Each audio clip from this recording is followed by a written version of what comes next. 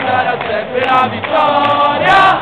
Oh Fiorentina, di ogni squadra ti voglio regina. Oh Fiorentina, combatto ovunque a dita e con